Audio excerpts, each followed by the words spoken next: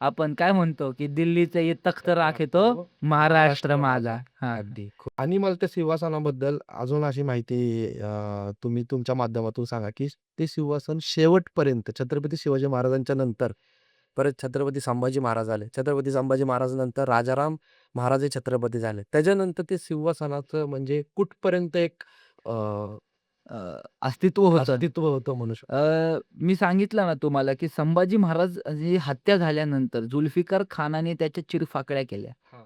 ते सिंहासन फोडलं तख्ताचे घाव घालून, घाण्याचे घाव घालून.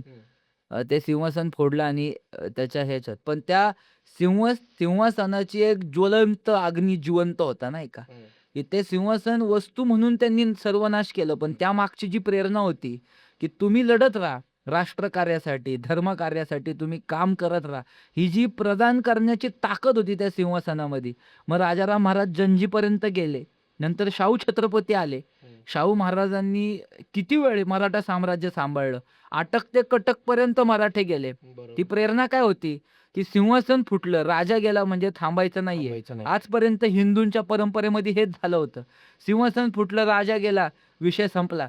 पण शिवाजी महाराजांच्या सिंहासनाच्या स्थापनेमुळे जी काही विलक्षण आग हिंदूंच्या, मराठ्यांच्या मनामध्ये निर्माण झाली, ते आटके पार गेले आणि याचा बदला दिल्लीचे तख्तावरती घाण्याचे घाव घालून आपण घेतला नाही का? म्हणून तर म्हणतो ना